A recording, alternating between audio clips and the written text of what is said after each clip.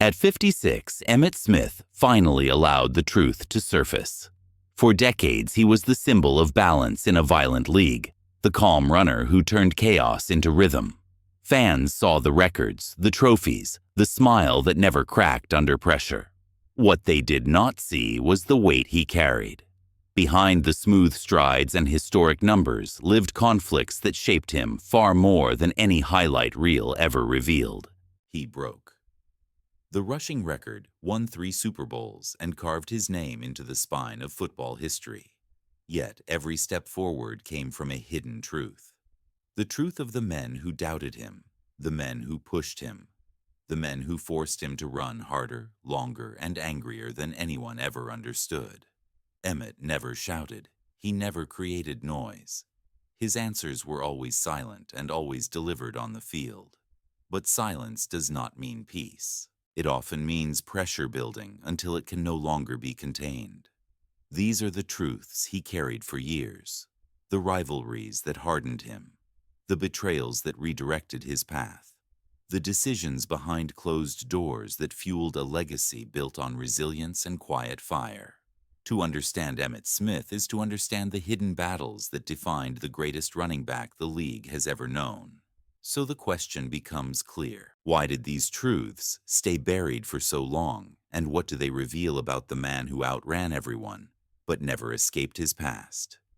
Before the hidden truths took shape, Emmitt Smith was simply a kid from Pensacola who ran with purpose long before the world understood what that purpose meant. He grew up small for his age, but carried a certainty that felt larger than anything around him. Coaches questioned his size. Scouts wondered if he could endure the violence of professional football. Yet every field he stepped on told a different story. He ran with a center of gravity so low that tacklers slid off him. He anticipated contact with instinct rather than fear. He learned how to turn narrow lanes into opportunities and broken plays into statements. When he arrived in Dallas, the franchise was rebuilding from the ashes of a lost era. The Cowboys needed a heartbeat, something steady within the storm. Emmitt became that pulse.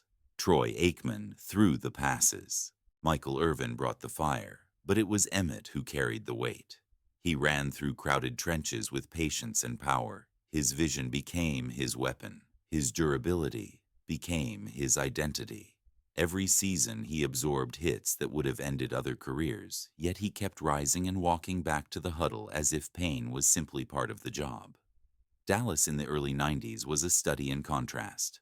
Glory appeared on Sundays, but turmoil brewed across the sidelines. Personalities clashed. Egos collided.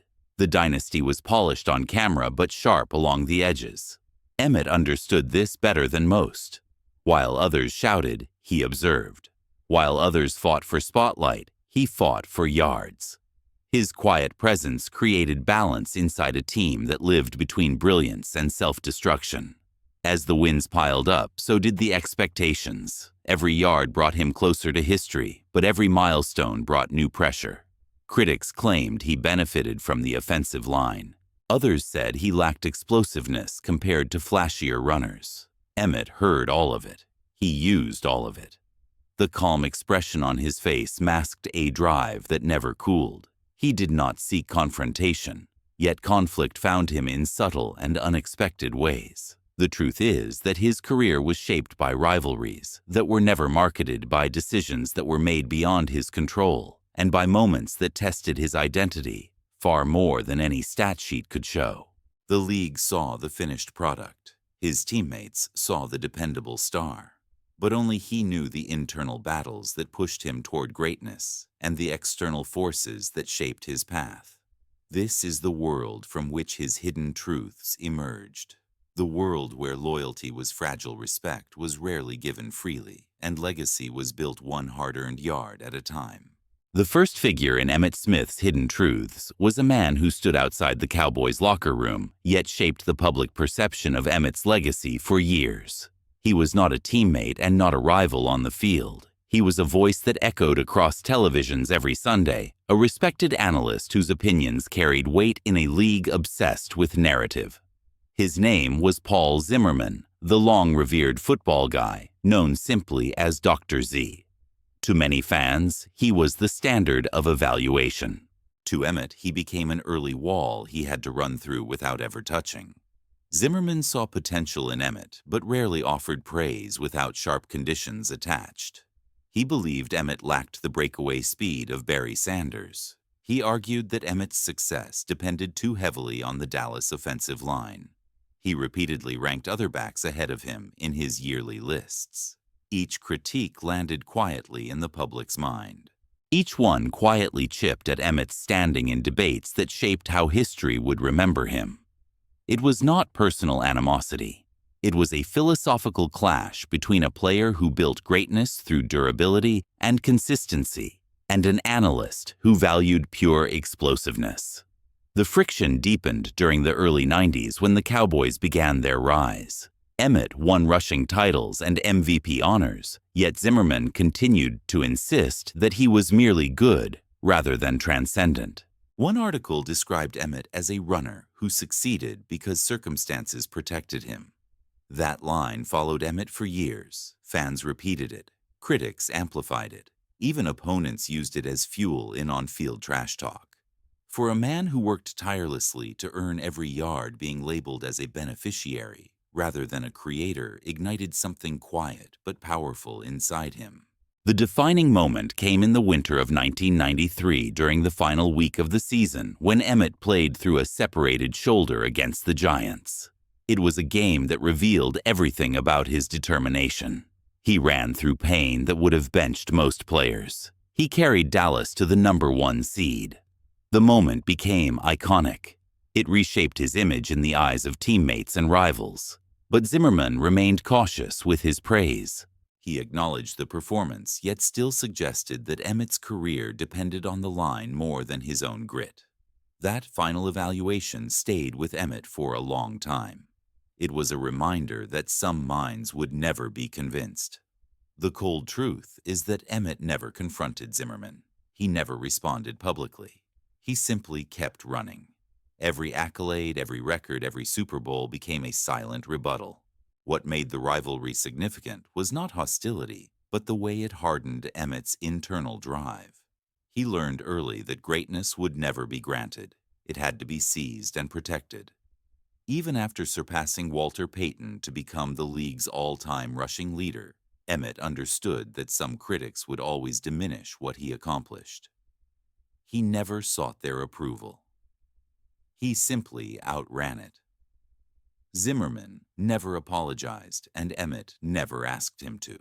Their dynamic lived in parallel lines, never intersecting, yet always influencing one another. It became the background tension that shaped how Emmitt approached each season. The man who questioned his greatness never meant to become part of his story, but he became the first truth Emmitt carried. A reminder that even legends must overcome perceptions before they overcome opponents. Before Emmitt Smith became the unquestioned heartbeat of the Cowboys dynasty, there was a period when one man on his own team challenged the foundation beneath him. This man was not an enemy. He was not even a true rival in the traditional sense. He was instead a teammate whose presence created silent tension inside the locker room. His name was Alfred Morris. In another era, it would have been Tony Dorsett. But for Emmitt, the true pressure emerged years later when he returned to the league with the Arizona Cardinals and watched Dallas move forward with a new, younger back. Morris represented an uncomfortable shift. He symbolized something every legend eventually faces: the moment when a franchise begins preparing for life without you. The story began near the end of Emmitt's Dallas tenure. The Cowboys were rebuilding. The dynasty was no longer intact. Emmitt was still productive, but the organization was slowly turning toward younger pieces to reshape the offense.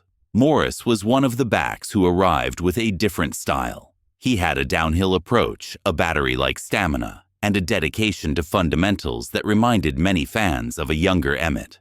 Reporters asked questions. Coaches made comparisons.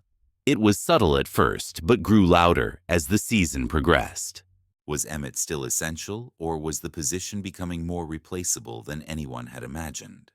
The friction was not about personal dislike. Emmitt respected Morris deeply. He saw the work ethic. He understood the hunger. But beneath that respect lived a quiet sting. Emmitt had built his legacy through durability and reliability. Watching the team lean toward younger backs felt like watching his identity being studied under a microscope. It was not fear of being replaced. It was the unsettling realization that the franchise he helped resurrect was preparing to evolve without him as its centerpiece. The symbolic moment came during training camp when coaches split first-team reps between multiple backs. The message was clear. Competition was open. Emmitt had earned everything over a decade of excellence, yet now he was being evaluated like a newcomer. Morris ran well. The media noticed. They asked if this was the beginning of the end of Emmitt's era in Dallas. Emmitt responded with professionalism, but inside he felt the shift. He knew the league rewarded youth speed and future potential. He also knew that once a team starts imagining life after a star player, that thought rarely goes away. The emotional climax arrived when Dallas released him after the 2002 season. It was a decision shaped by age, salary, and a desire for renewal. For Emmitt, it felt like unfinished business. He believed he still had value. He believed he still had yards left inside him. Watching the Cowboys move forward with Morris and others created a unique pain. Not betrayal, not anger, something quieter. The feeling of being unchosen by the very team he once carried. The cold truth is that Emmitt used that moment as fuel. He signed with Arizona.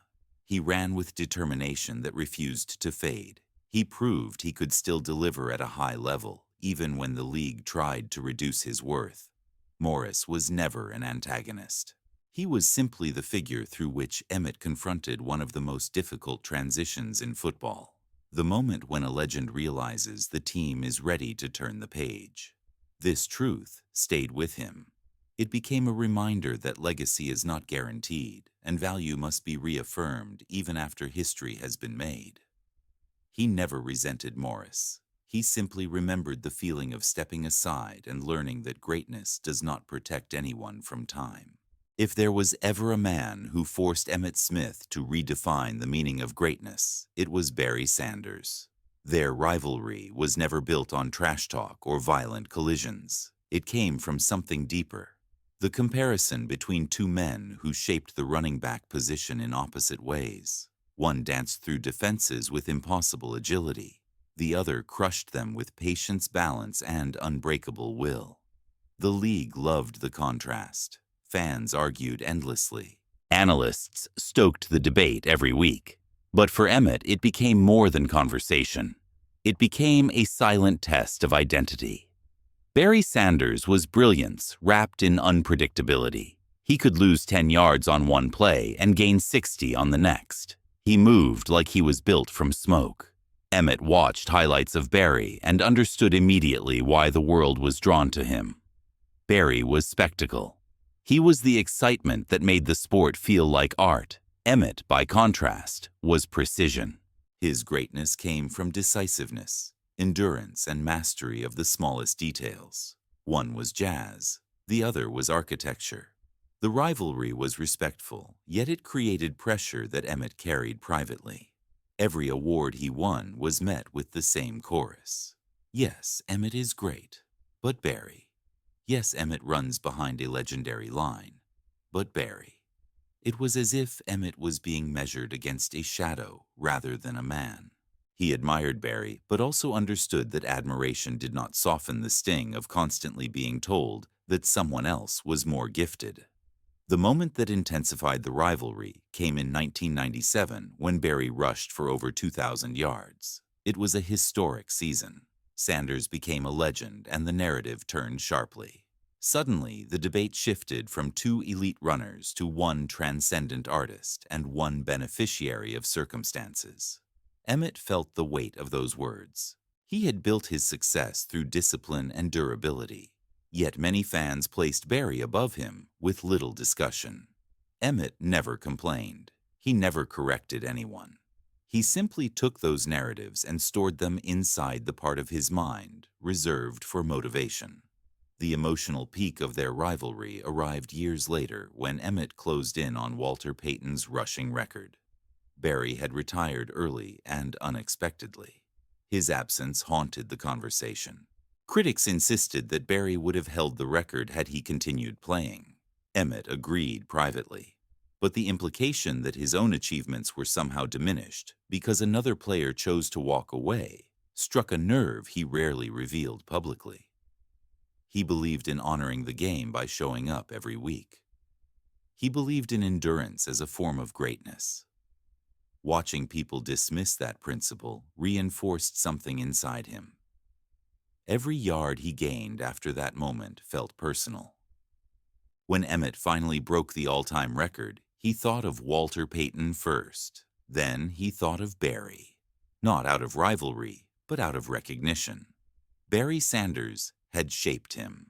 Barry had pushed him without speaking. Barry had forced him to run harder in training, to study longer, to refine every movement until perfection was no longer optional. Greatness often requires an enemy. For Emmitt, that enemy was not a man. It was a standard, a comparison, a question he answered with every carry. Long before Emmitt Smith became the NFL's all-time rushing leader, he built his identity on a simple belief. Loyalty mattered. He trusted the men who led him. He listened. He worked. He delivered. But there was one figure in his journey whose decisions carved a deep, lasting fracture in that belief. This was not a rival. It was not an analyst. It was the man who controlled his carries, his value, and eventually his future. His name was Bill Parcells. When Parcells arrived in Dallas, the franchise was far removed from its dynasty years. Emmitt was older but still productive. He believed he had earned the right to close his career where he had built his legacy. Parcells believed something different. The coach valued youth structure and his own blueprint above sentiment. Their personalities were not built to align. Emmitt operated with quiet resolve. Parcells ruled through pressure. One found strength in calm. The other created storms to expose weaknesses. Their tension began subtly. Parcells limited Emmitt's touches, insisting the team needed to evaluate younger backs. Emmitt disagreed but stayed silent. He knew he could still produce. He believed the respect he had earned over a decade would protect his role. Instead, Parcells grew more forceful with each passing week. Emmitt felt invisible in meetings. His input faded. His presence no longer shaped the offense. The dynasty's foundation piece had become a replaceable part in the mind of the new regime. The moment that broke something inside, Emmitt came during a late-season stretch when Parcells benched him for extended drives. Not for injury, not for performance, for philosophy. Parcells wanted a committee backfield. Emmitt believed a committee diluted accountability. For the first time in his career, he felt like a stranger in the building he once defined. Reporters sensed the shift. They asked if he felt disrespected. Emmitt gave the same calm answers he always gave. But inside, something hard and cold formed. The emotional climax arrived when Parcells informed Emmitt that the team would be moving on without him after the 2002 season. No ceremony, no tribute. Just a decision delivered with businesslike precision. Emmitt nodded and thanked him. But the truth is that the moment cut deep. He had sacrificed his body for Dallas. He had carried them through the 90s. He had broken records in their uniform. To be told it was over without so much as a real conversation felt like having history erased in a single sentence. Emmitt did not lash out. He did not beg. He chose dignity. But the pain lingered. Signing with Arizona was not simply a new chapter. It was an act of reclamation. He needed to prove that his worth was not tied to one coach's evaluation. He needed to prove that greatness did not expire on command. He needed to show that loyalty, even when broken, could be redirected into purpose. Parcells moved on quickly. Emmitt did not. The fracture became one of the deepest truths he carried. Not hatred, not bitterness, just clarity. A realization that the league he loved could turn cold even toward its most loyal servants. Long before Emmitt Smith became the all-time rushing king, there was one relationship that defined the emotional spine of his career. It was not with a teammate or a rival. It was with the man who controlled the direction of the franchise, the man who rebuilt the Cowboys brand in his own image, and the man whose decisions shaped the rise and fall of the dynasty. Jerry Jones was more than an owner. He was an empire builder. He understood business spectacle and leverage. Emmitt understood loyalty, performance, and the quiet craft of earning respect. Their worlds collided in ways the public never truly saw. Early in Emmitt's career, Jerry believed in him. He saw a foundational piece who could restore the Cowboys to power. That belief fueled contract negotiations, marketing campaigns, and the construction of the team's identity. But with success came tension. Emmitt wanted stability and recognition. Jerry wanted flexibility and control. Their philosophies clashed like two forces carving opposing paths through the same mountain. The conflict surfaced during the 1993 contract dispute. Emmitt held out for a deal that reflected his value. Jerry resisted, certain the team could survive without him. The Cowboys started the season 0-2. Fans panicked. Analysts questioned the front office. Teammates voiced frustration quietly. Emmitt watched from the outside as the team he helped build began to fracture. He believed Jerry was testing him. Jerry believed Emmitt was testing the franchise. Both men stood firm. Both believed the other would break first. The defining moment came when Jerry finally relented and signed Emmitt to a deal that made him the highest-paid running back in the league. The public saw resolution. Emmitt felt something different. He realized that even at his peak, even as the engine of a rising dynasty, his worth was not automatically recognized. It had to be fought for. It had to be threatened. It had to be proven in ways that often stripped the joy from the game. Their relationship evolved through the 90s. They celebrated championships. They fought through internal chaos. They survived public scrutiny. Yet beneath the success lived a quiet truth. Emmitt never fully trusted that Jerry valued loyalty the same way he did. Jerry respected production. Jerry trusted results. Jerry believed in Emmitt as long as Emmitt delivered. For a player who built his identity on commitment and endurance, that conditional dynamic left a lasting scar. The emotional climax arrived at the end of the 2002 season when Jerry made the decision that closed Emmitt's Cowboys chapter. It was inevitable, but inevitability does not soften the blow. Jerry informed him the team would move on. Emmitt listened with the same stoic calm he carried on the field. Inside, he felt a familiar coldness return, the same feeling he had during the holdout, the same realization that business always outran sentiment in Jerry's world. The farewell press conference captured the public story: gratitude, respect, legacy. But Emmitt carried the private truth with him to Arizona. The truth that he was forced to learn his own value not through celebration, but through confrontation. The truth that loyalty in the NFL is fragile even between legends.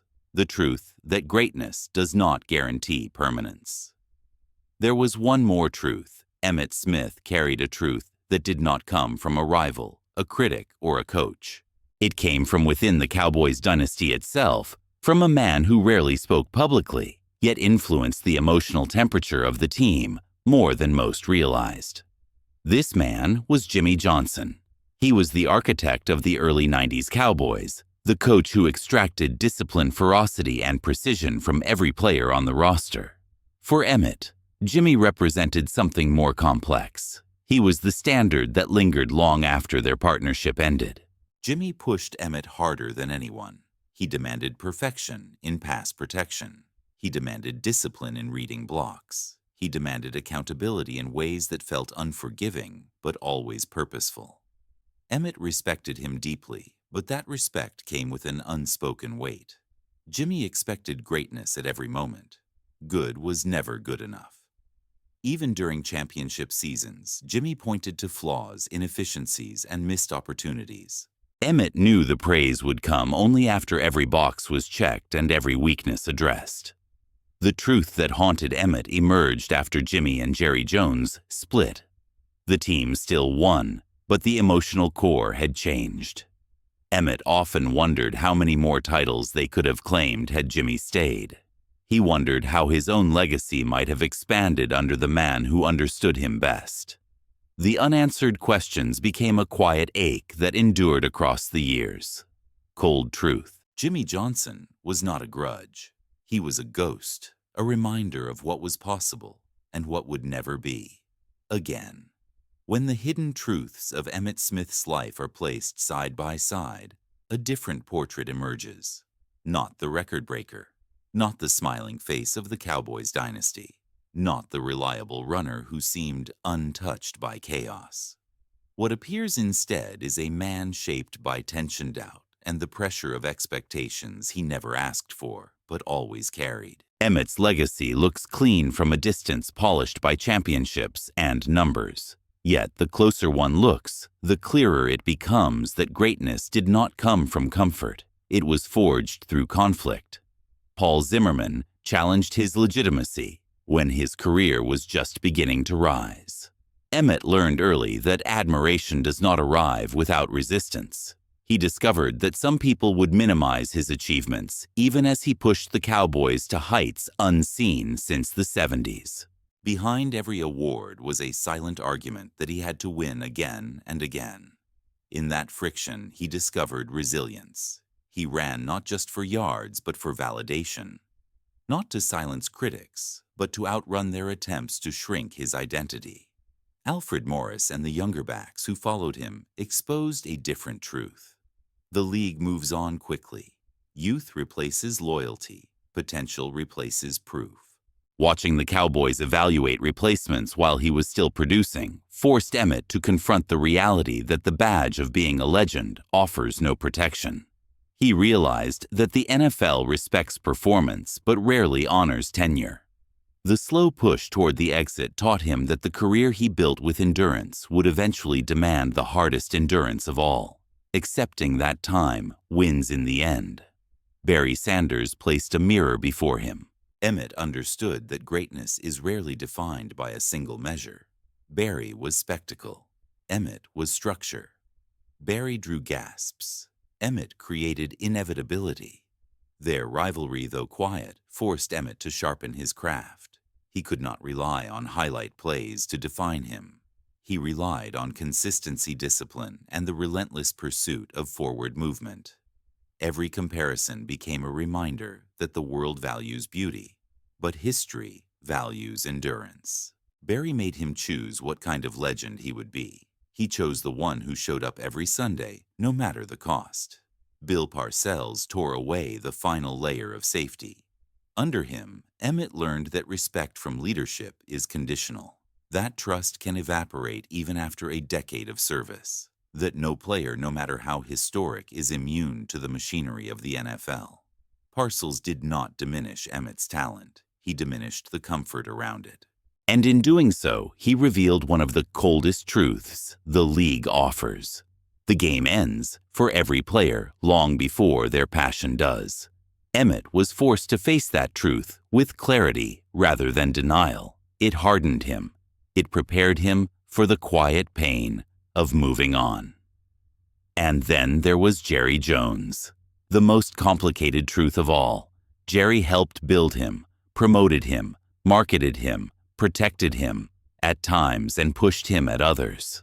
Their relationship lived between partnership and power struggle. Emmitt understood that Jerry valued results, not sentiment, that their success together was real, but their alliance was fragile. Jerry's decisions shaped Emmitt's rise, yet they also shaped his departure. The emotional distance between them became the final reminder that even the brightest stars orbit around forces beyond their control. Through all these truths, Emmitt's legacy becomes clearer. He did not become the all-time rushing leader because he was naturally gifted or because he played for a strong organization. He became the all-time rushing leader because he learned to convert every doubt into momentum, every criticism into structure, every painful transition into fuel. His durability was not just physical, it was emotional. It required holding the weight of expectations, conflicts, and disappointments without letting any of them break him. What makes Emmitt Smith's story powerful is not that he ran far. It is that he ran through misunderstanding, through undervaluation, through comparison, through change, through business decisions that cut deeper than any hit, through the realization that even legends are expendable in the eyes of ownership, through the haunting question of what more could have been if the dynasty had stayed intact. His career is not a story of yards gained. It is a story of obstacles endured. The records are the surface. The truths are the foundation. And the foundation reveals a man who built greatness not by being the fastest or flashiest, but by being the one who refused to stop. Yard after yard, season after season, truth after truth. In the end, Emmitt Smith's legacy is not defined by the men who doubted him, replaced him, compared him, benched him, or moved on from him. It is defined by how he responded, with steadiness, with purpose, with a belief that resilience outlasts talent and that consistency outlasts circumstance. Every legacy carries two stories, the one the world celebrates and the one the world never sees. Emmitt Smith's journey proves that greatness is never the result of talent alone. It is shaped by the conflicts that challenge identity, the rivals who sharpen purpose, and the decisions that test loyalty. His hidden truths reveal a man who built a historic career, not by chasing glory, but by surviving everything that tried to stop him. His rise was steady. His endurance was unmatched. His resilience became the quiet force that defined him more than any highlight ever could. Now the question turns to you. Which of these truths reshaped your view of Emmitt Smith? Was it the analyst who doubted him, the rival who pushed him, the coach who benched him, or the owner who forced him to confront the business of the sport he loved? Every truth exposes a different layer of who he was and why he became something the league could never replace. If this journey into the unseen battles of a legend gave you a deeper understanding of his greatness, then this is only the beginning. NFL Hidden Truths is dedicated to uncovering the real stories behind football's most iconic figures. Stories the league rarely explains. Stories shaped by conflict, pressure, and the decisions that live behind closed doors. So join us. Subscribe for more untold histories from football's golden age. Leave a comment and tell us which hidden truth surprised you the most. Share this video with someone who believes they already know the legends of the game. Because the deeper you look, the more you realize that every player carries a story the world has yet to hear.